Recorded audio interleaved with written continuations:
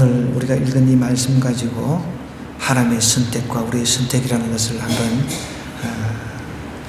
좀 생각해 볼 텐데, 우리 기업이든 어떤 단체에서 사람을 뽑습니다. 대통령도 자기 사람을 뽑잖아요. 뽑는 데는 기준이 있다는 것이죠. 하나님도 마찬가지입니다. 오늘 우리 읽은 이 성경의 배경을 좀 먼저 이해를 해야 돼요. 하나님께서는 이스라엘 백성들을 이제 출애굽을 시켜주셨어요. 노예에서 해방을 시켜주셨다는 것이죠. 이제 노예 생활에서 해방이 됐음에도 불구하고 하나님은 아직까지 하나님의 백성들이 훈련이 안 됐기 때문에, 불평하고 원망하는 이 병에서 고침을 받지를 못했기 때문에 계속 훈련을 시키시는 거예요. 광야에서, 여러분, 광야라고 하는 곳은 물도 귀하잖아요.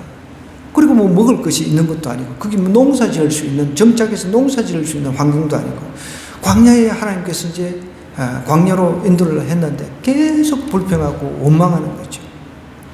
그래서 하나님께서 이제 보아라, 정말 먹을 것, 입을 것 하나님이 다 제공해 주신 것을 하나님께서 다 이렇게 백성들에게 보여주셨단 말이에요. 만나라고 하는 것을 40년 동안 일을 하지를 않았는데도 하늘에서 만나를 내주셔가지고 먹을 수 있도록 하나님께서 다 환경을 제공해 주셨어요. 물도 하나님께서 광야에서 물을 다 제공해 주셨어요. 바위에서 물이 새어 나오게 하셔가지고 물도, 그러니까 우리가 일상에서 물 있고 먹을 것 있으면 사실 큰 문제가 없잖아요. 그죠? 그러니까 먹을 것, 광야에서 마실 것, 이것을 다 제공을 해 주셨는데도 이제 불만입니다. 고기가 없다고 또 불만을 품는 거죠.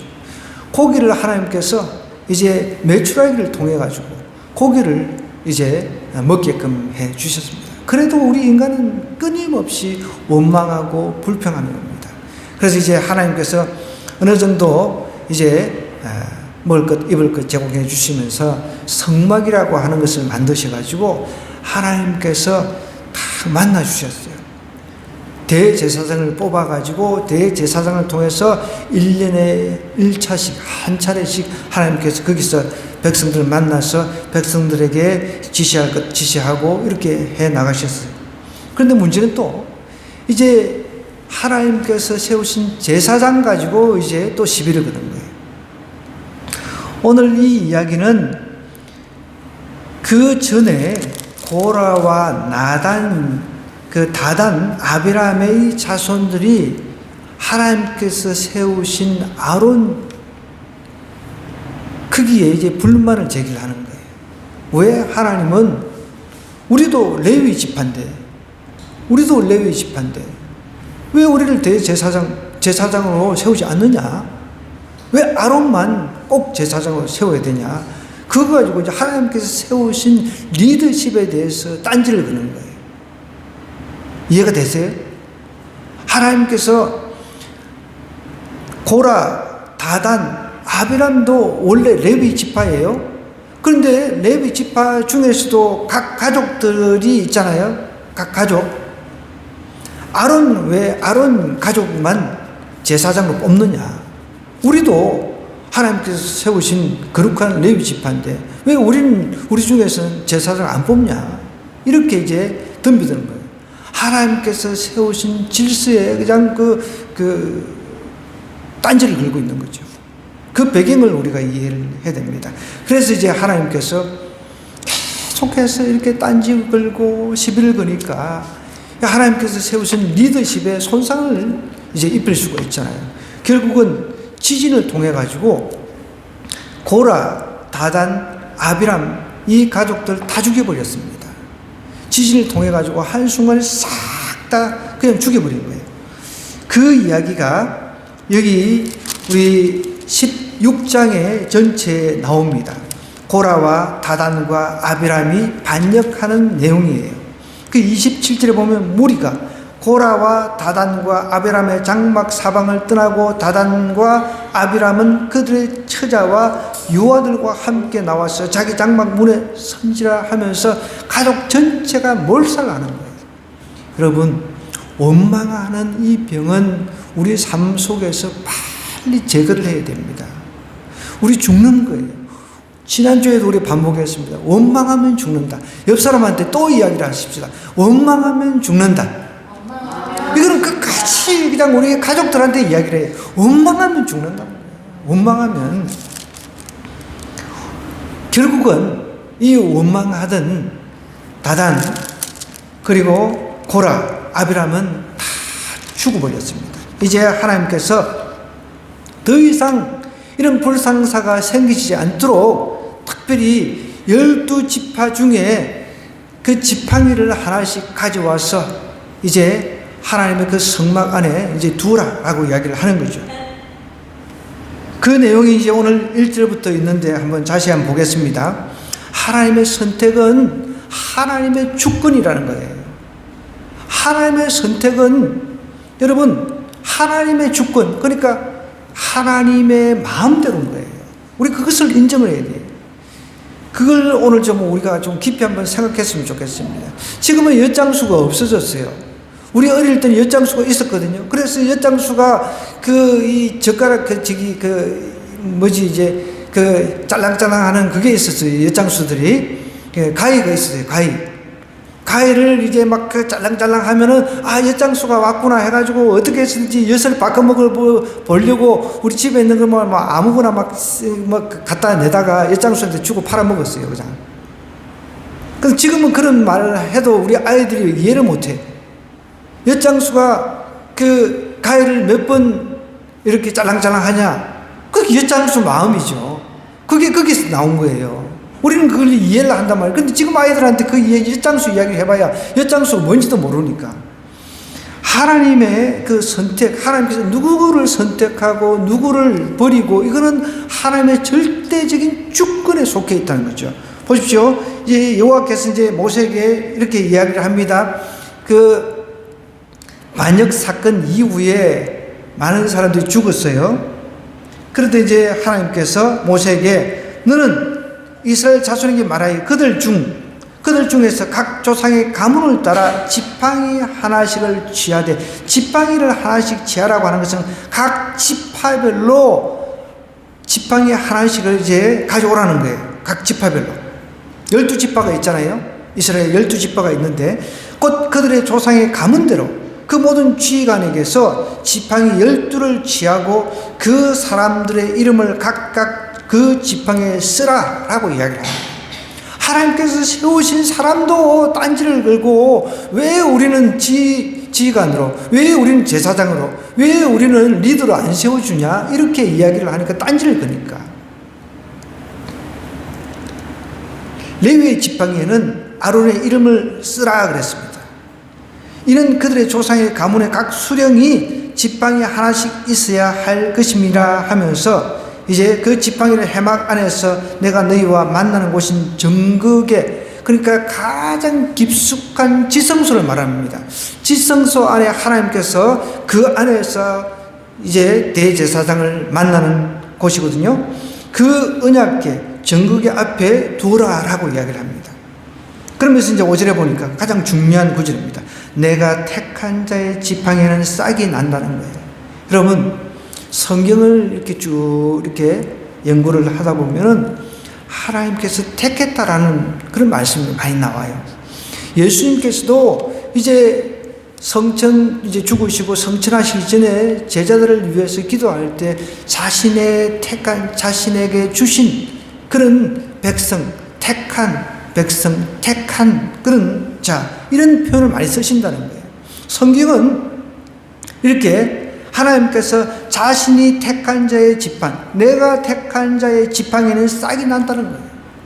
하나님께서 어떤 특정한 사람을 하나님의 주권, 하나님께서 원하시는 대로 택했다는 것입니다. 내가 택한 자의 지팡이에는 싹이 나리니 이것으로 이스라엘 자손이 너에게 대하여 원망하는 말을 내 앞에서 그치게 하리라. 하나님께서 택했으니까 더 이상 가타부타 원망하지 말라는 거예요. 그런데 여러분, 사람이 택한 리더들은 많은 사람들이 잘못 택했다, 뭐 이런 이야기들을 하잖아요. 그러면 이런 질문을 할 겁니다. 그러면 북한 김정은이는 누가 택했습니까? 여러분, 하나님께서 그건 허용하셨다라고 우리가 이제 표현을 하거든요. 하나님께서 독재자도 때때로 허용을 하십니다. 왜? 그 독재를 통해서 깨달으라는 그런 메시지가 될 수도 있거든요. 근데 실질적으로 우리가 정확하게 표현하면 하나님이 택한 건 아니잖아요. 그죠? 우리가 대통령을 뽑습니다. 어떤 리더를 뽑습니다. 우리가 택했잖아요. 우리가 여론에 의해 가지고 우리가 선거를 통해서 뽑습니다. 우리가 택한 것이죠. 그런데 그건 하나님께서 허용을 하는 거죠. 어떤 면에서. 그러니까 우리가 그것을 잘 이해를 해야 돼요. 우리가 택한 것인지 하나님이 택한 것인지. 하나님이 택한 건 아니죠. 근데 여기서는 분명히 하나님께서 택한 백성, 하나님께서 택한 자의 지팡이는 싹이 난다는 거예요. 그 지팡이는 여러분 잘라졌기 때문에 지팡이에서 싹이 날 수가 없어요. 죽은 거잖아요. 죽은 거. 지팡이는 죽은 겁니다. 그 죽은 것에서 생명체가 나온다는 겁니다. 생명이 나온다는 거죠. 하나님께서 택했다는 것, 그것을 정확하게 보여주는 거예요. 그러니까 하나님께서 택했으니까 이 지도에 대해서 니네들이 가타부타 해서 원망해서 죽지 마라. 하나님께서 이렇게 하시는 이유는 죽음을 방지하기 위해서인 거죠. 원망해가지고 죽는 일이 두 번 다시 발생하지 않도록 하나님께서 강력한 조치를 취하려고 하는 거죠.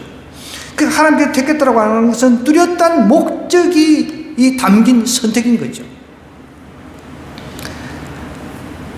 그 시편 말씀에도 보면 여호와를 자기 하나님으로 삼은 나라, 곧 하나님의 기업으로 선택된 백성은 복이 있다라고 이야기를 하고 있습니다.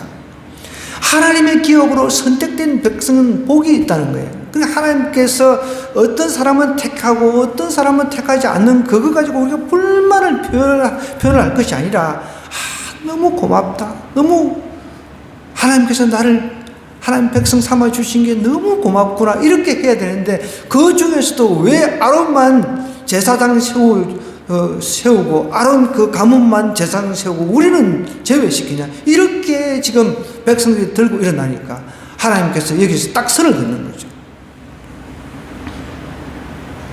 하나님의 선택은 하나님의 주권이라는 걸 인정을 해야 된다는 거예요.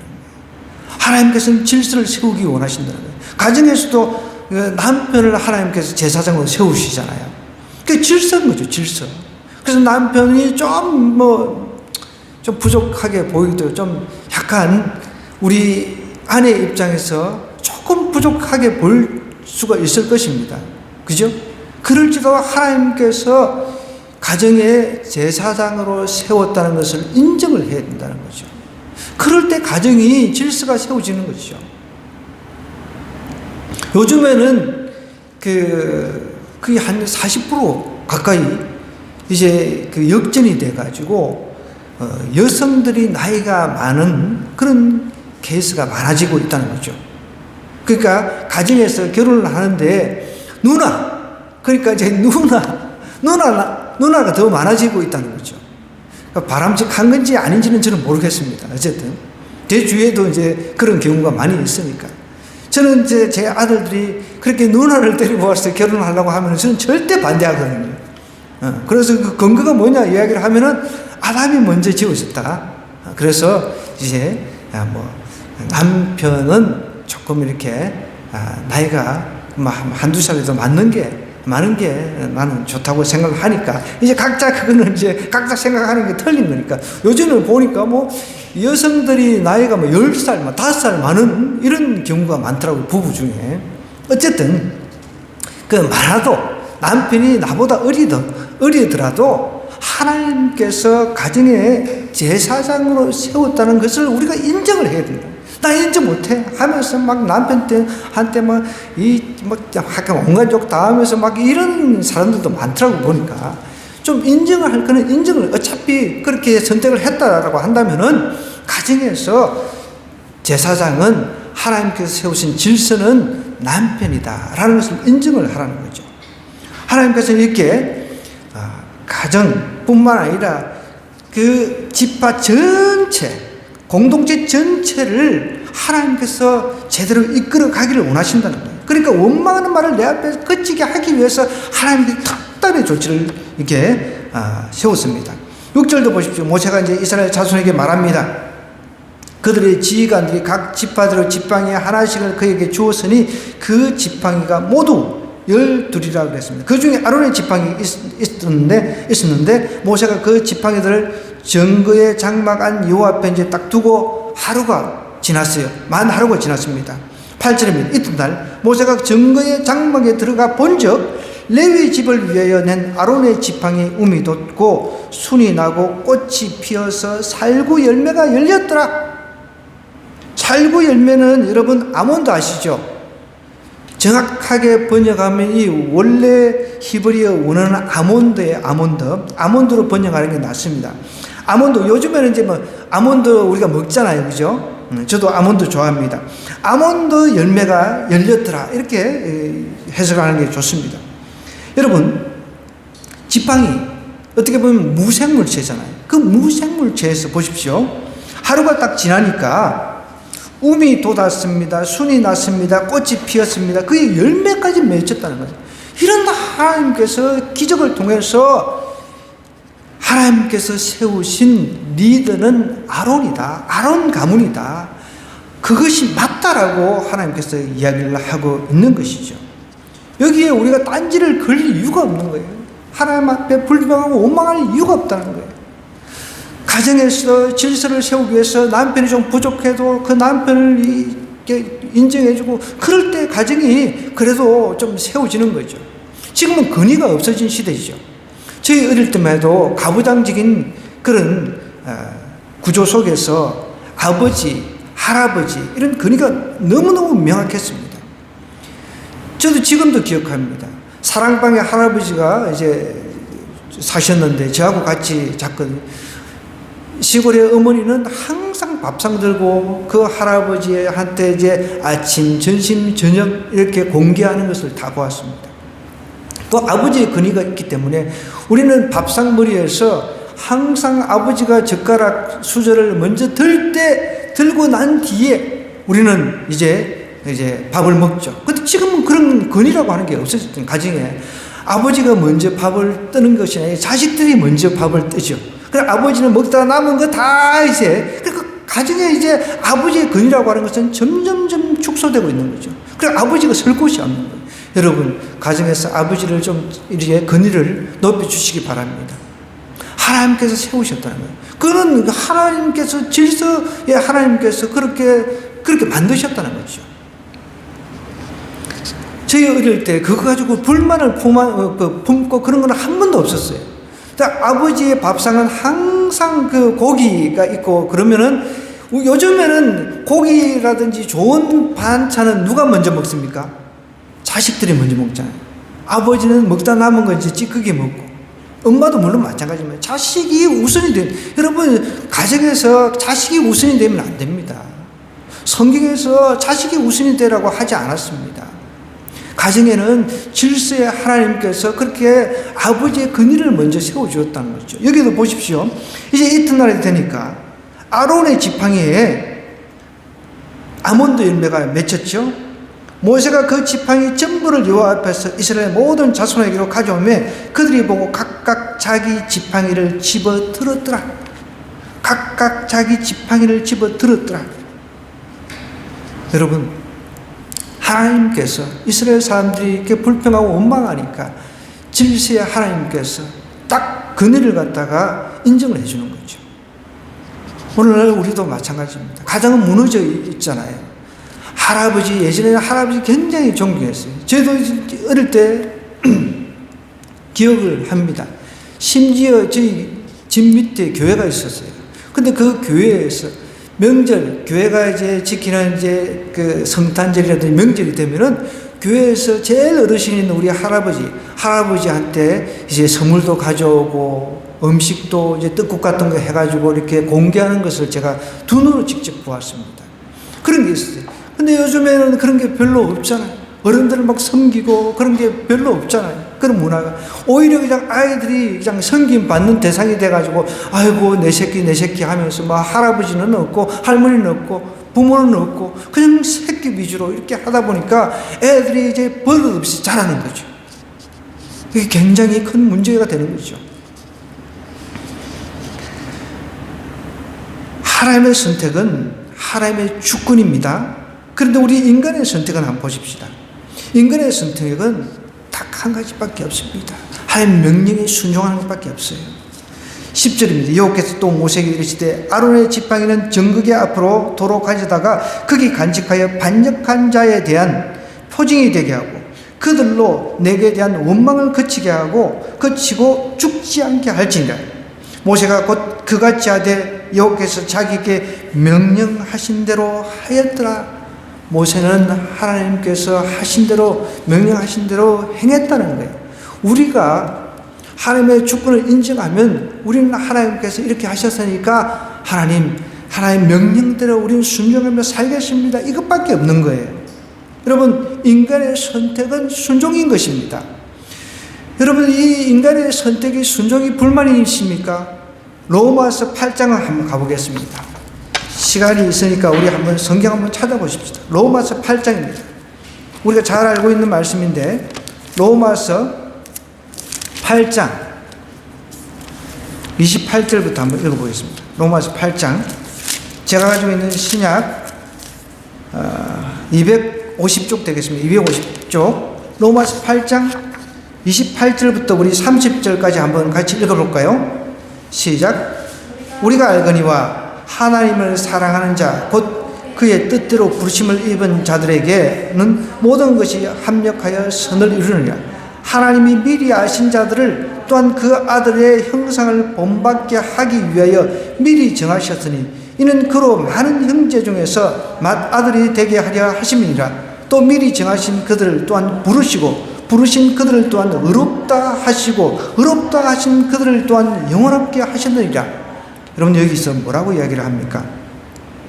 우리가 알거니와 하나님을 사랑하는 자 곧 그의 뜻대로 부르심을 입은 자들 모든 것이 합력해서 선을 이룬다고 하면서 하나님이 미리 아셨다 그랬습니다. 하나님이 어떤 사람을 미리 아셨어요. 여러분 한 사람 한 사람을 미리 하나님께서 아신다는 거예요. 여기 불만이 있는 사람이 있습니까?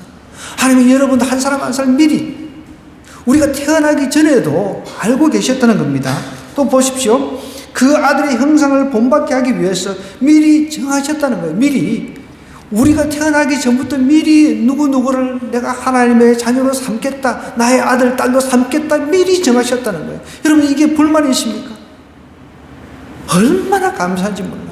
하나님께서 저와 여러분을 창세 전부터 미리 아시고 미리 정하시고 미리 구원하기로 작정하셨다는 거예요.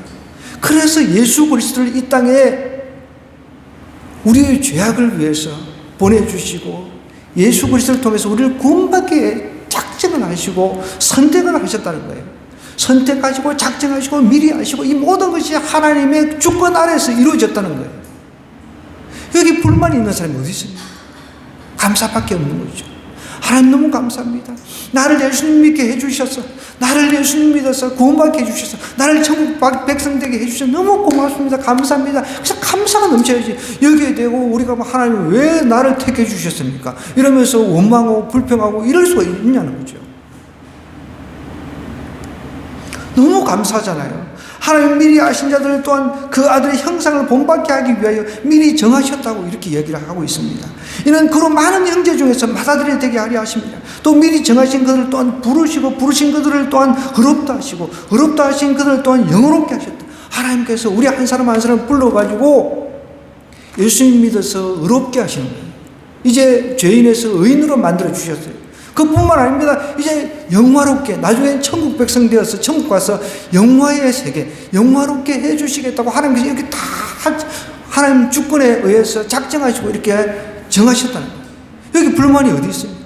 그런데 이스라엘 백성들은 불만을 품는 거죠. 다시 본문으로 한번 돌아가 보겠습니다. 자, 민수기에 가보면은 우리 인간의 민낯이 그대로 드러납니다. 나중에 이제 18장 이후로 가면은요, 쭉 이제 넘겨보시면요, 또 하나님 앞에 원망하고 결국은 원망병이 도져가지고 또 사람들이 다 죽어요. 저는 이 민수기를 읽으면 우리의 모습이 이제 정돈하게 드러난다고 생각하는데, 여러분, 그래서 우리는 딱 선택은 하나님 주권이지만 우리의 선택은 순종밖에 없다는 거예요. 여러분, 우리 옆 사람하고 이렇게 확실하게 가슴판에 새깁시다. 옆 사람한테 우리의 선택은 순종이다. 하나님께서 이렇게 명령하시면 그대로 순종하며 사는 거예요. 그것밖에 없습니다. 우리 죽음을 명하는 길은 그것밖에 없다는 거예요. 12절을 보십시오. 이스라엘 자손이 모세에게 말하여 이르되 보소서 우리는 이제 죽게 되었다가 한탄을 합니다. 망하게 되었나이다. 다 망하게 되었나이다. 가까이 나가는 자 곧 여호와의 성막에 가까이 나가는 자마다 다 죽사오니 우리가 다 망하여 하리까. 여러분, 우리의 선택은 순종할 때 죽음이 아닌 생명의 길로 나아갈 수가 있습니다.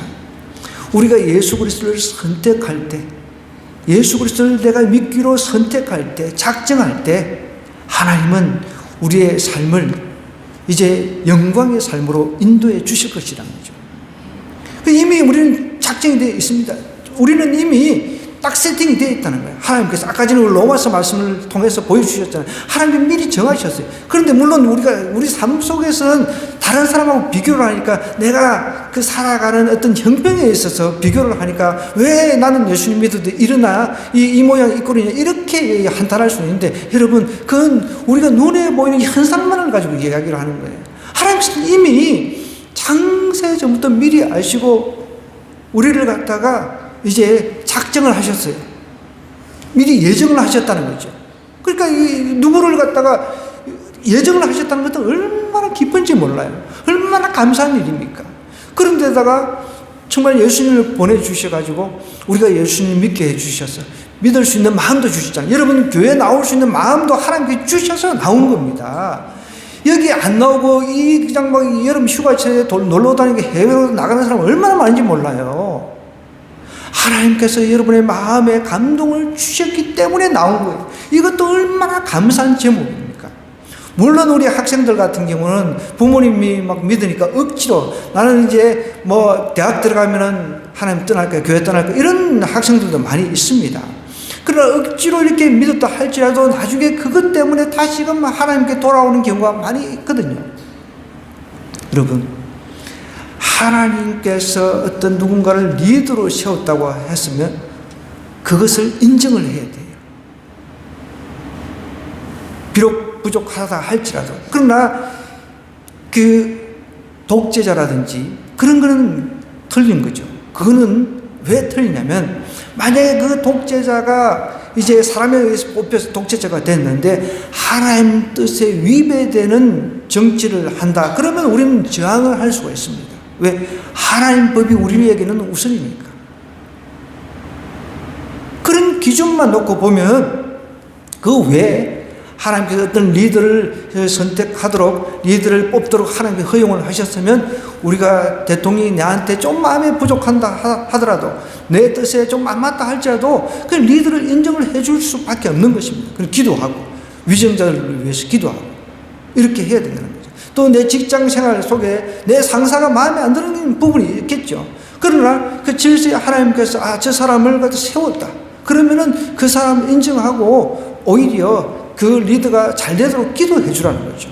그럴 때 놀라운 기적의 역사가 일어나는 거예요. 저도 여러분, 작은 교회 목사지만 이렇게 교회를 이렇게 길거리 다니다 보면 교회들이 많이 있잖아요. 그럼 그 교회 앞을 지날 때마다 축복합니다. 축복해요.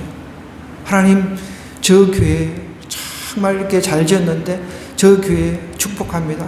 막 그렇게 하면서 지나가면요, 오히려 하나님께서 저한테 저 마음에 감동을 주시는, 너도 앞으로 이렇게 해주겠다는 그런 감동을 주세요. 여러분, 리더, 하나님께서 세우신 리더, 내 상사가 정말 마음에 안 든다 할지라도 그 사람 축복을 해보세요.